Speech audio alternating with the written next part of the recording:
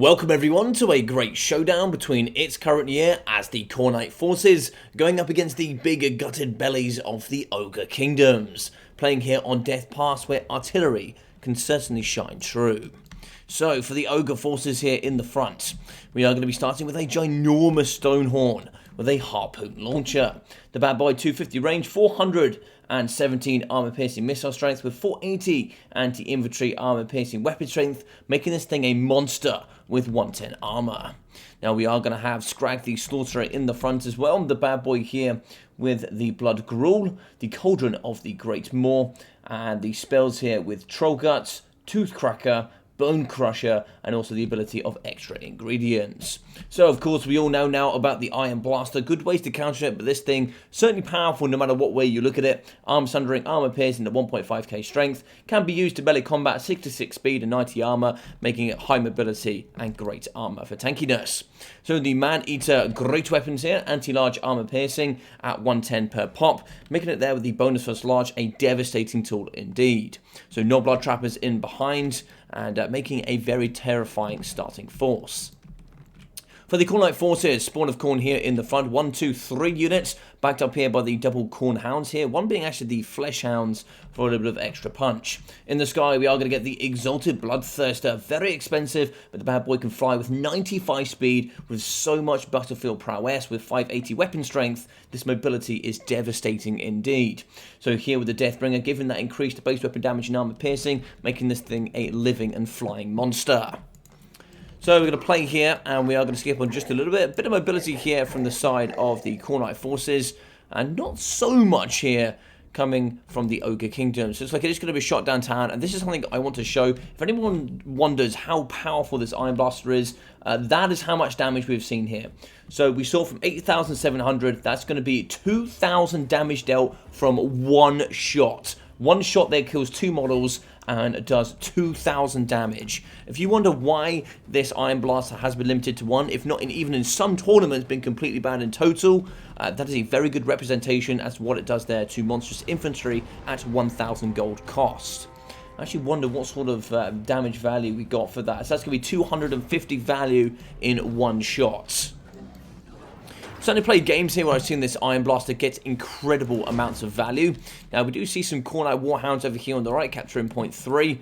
We are going to see some Furies going downtown, and they're going to be charging into the back. Now they do get hit initially by the range of the Noblar Trappers. They're going to fly behind, and they're more than likely collapse down below. So, Ogre Balls coming through to the middle. We are going to see some Khorne Warhounds here. This is going to be the Flesh Hounds charging through the middle. We should see maybe a little bit of work here on the Iron Blasters. Now, nice protection with the Man-Eater Great Weapons. It really prevents you getting on the Iron Blaster. A very nice defense indeed. Although, it does leave it a little bit open for Scrag. I think a little bit of better protection rather than the Stonehorn with the Harpoon Launcher can be a giant. A very nice SEM to protect. But one mistake, we charge forward with the Man-Eaters and we open up the pocket, and its current year just sees the opportunity, and he's a phenomenal player. So he's going to be charging on the point, getting up to this Iron Blaster and doing some great work indeed, and it will rip this thing apart. 22 armor piercing weapon strength out of 65 will allow it just to tear this SEM to pieces. In the middle, we are going to see the Khorne forces Spawn ripping up against Scrag the Slaughterer. 190 weapon strength is going to be doing a huge number on the lightly armored hero. So charging through here, we do see the Stonehorn absolutely rampaging through the Spawn of Khorne, and in behind here comes the Exalted Bloodthirster. The man here is known for skulls for the Skull Throne, blood for the Blood Gods. That's pretty much all he produces. Speaking of blood, we are going to have the Blood Letters coming forward here, and these bad boys get bonuses in combat. With anti-infantry armor piercing, can absolutely delete almost anything in any roster. So we're going to be charging here. We are going to get Tooth Cracker on the Man-Eaters. Give them up to 70 armor. That's not going to be too handy here up against Spawn, or maybe even here with the Blood Letters. So down to half HP, we are going to see the Iron Blaster. Tooth Cracker actually looks like it's an area of effect ability, so probably 35 meter radius. That is going to be missile resistance and added armor. Now the missile resistance not too handy against Khorne, but you can see in this fight the armor is certainly going to be advantageous. So fighting here, doing pretty well. We do capture point 2 here as the Ogre Kingdoms. Point 3 is going to go into the forces of Khorne, and the same as well. So pretty snanky Vanguard plays from the Chaos Warhounds. 400 gold cost, which actually counts as infantry with 80 units, is going to get around the flank and capture point 1. In the middle, we have still going the Iron Blaster. So many reinforcements poured into this Iron Blaster for only 1.4k. We see some Khorne Warhounds going down. We saw some Bloodletters pushing in. This thing still stands and is still shooting. 23 kills so far, 1.4k. Already paid for itself, and we're only 4 minutes into the game. Stormhorn is going to be rampaging into the spawn of Khorne. We are going to see Bloodletters fighting and falling here in the middle, as we do see the Exalted Bloodthirster really struggling, but we do have some Warhound support. So moving here with the regular Chaos Warhounds. Got to be careful we don't spawn too many hounds.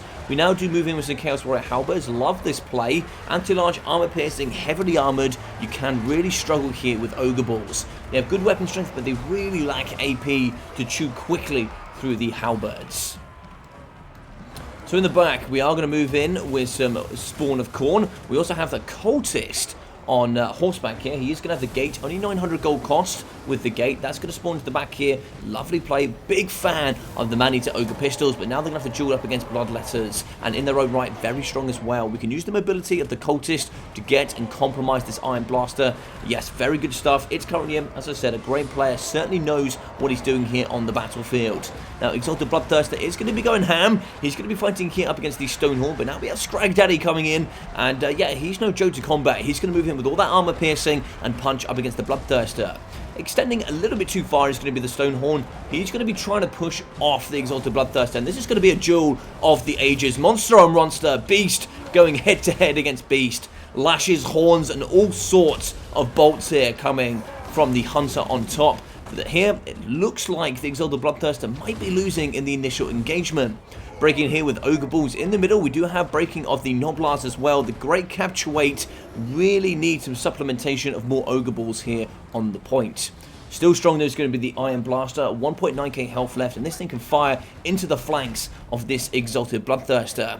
All depends here on the micro of the cannon, but we can see the Stonehorn now falling behind. The armor-piercing prowess of these melee stats is going to shine through here. Deathbringer has been activated, 755 weapon strength, going to be dawning onto the face of the Stonehorn, charging in with Bloodletters to protect the mobility certainly needed here for the Khornite forces. We are going to be flying away. We do break here with the Stonehorn, and now we can clear up with just any level of good mobility.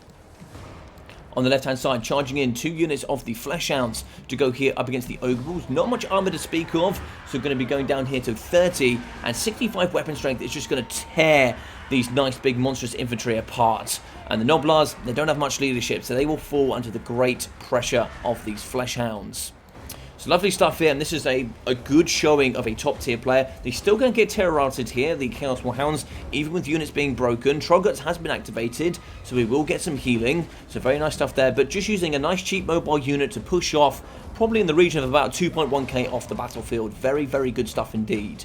More fast units of infantry coming forward. Bloodletter's going to be trouncing to the front line. And it looks like here, very close to death, is going to be the Exalted Bloodthirster. Cannon is ready. We are going to be shooting with the Man-Ogre pistols. Are we going to take down the Beastie? He is super close. 280 health here. Scrag also at the end of his days. Extra ingredients. Only 2.6k left to have for his hit points. And there we go. We fall there with the Legendary Lords. And that is going to be the end of days there for the Exalted Bloodthirster. So the Iron Blast is still going, 26 kills. It looks like maybe getting a healing. Toothcracker has been activated, as we did see a bit of healing there on the Stonehorn. Perhaps it's not quite come back yet, and we're going to be fighting up against the Cultist. Now, he can fight very well in combat. 460 weapon strength, 63 melee attack. He's going to hit very consistently, and with that mobility, Scrag can only run, but he certainly cannot hide. In the middle, we have Man-Eaters. They can fight here up against Bloodletters. Great stats indeed. 41 and 43 with 110 armor-piercing weapon strength. You bring any level of infantry from Khorne, these bad boys will punch back in range or even here in melee. Pouring in with dogs absolutely everywhere. They're going to be all over the Iron Blaster. There's going to be so much pressure here on this Beastie Boy, but he is going to tank it. 31 kills, 1,750, and we've just sent wave and wave and wave of everything. The absolute kitchen sink thrown at the Iron Blaster, and eventually it looks like it is going to be falling. In the middle here, we have Gorges, probably a little bit too late to the party. Probably definitely wanted to support Scrag a little bit earlier doors. Being anti-infantry, armor piercing, unbreakable with healing alongside Scrag is certainly beneficial. Now, we do have some Saber Tusks. I would certainly be charging this Cultist and forgetting about the domination point. Scrag is far much more important, and he can heal himself. Losing him from the battlefield alongside that item where you can actually heal Gorges on domination points is super important. Now, a surprising matchup here. We are going to be saying we are going to get the charge of the Fleshhound, which means they will win. But basically, between Saber Tusks and Fleshhounds, even with that 20% physical resistance of being demons, whoever get the charge normally dominates. 70% weapon strength, 25% being armor piercing here for the Saber Tusks, against 22 for the Fleshhounds. It's a very, very even conquest. 38 on 28 against 40 on 28 makes a very, very even fight, and it's a very interesting dynamic between Chaos and then also the Ogres.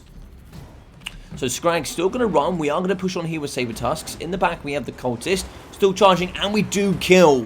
For fantastic stuff. Scrag has fallen for the battlefield, and we have done the work. It's going to be Lord for Lord trade, and that's definitely going to be beneficial here for the Chaos of Khorne. Now, Bloodletters fighting in the middle up against Ogre Balls. This is a super close match so far. 4,000 points against 1.7. And the reason it's going to be so in the favor here of Khorne at this stage is the fact they've dominated this point 1. You have Vanguard deployment so close, and for that, you are going to be having Khorne Warhounds and then also the Fleshhounds, which together, you outnumber the amount of Saber Tusks. This is where you need to have Ogre Balls, or more importantly here, you could get the armored variants. On my memory, I forget what they're called. I think they're called Iron Guts, but yeah, Iron Guts with the 90 armor and armor piercing output would be needed here to counter the Fleshhound. Yeah, the Fleshhounds would really struggle there.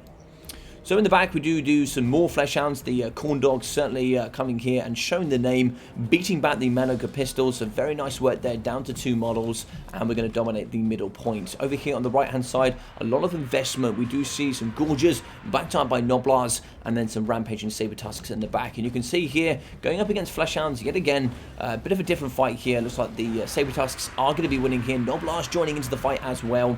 And at this moment, you've kind of got to throw the kitchen sink at everything. You've got to be going for these domination points. You can see pushing forward here. This is unfortunately too many. You've now got to turn around and immediately fight for the middle. You don't really have enough time.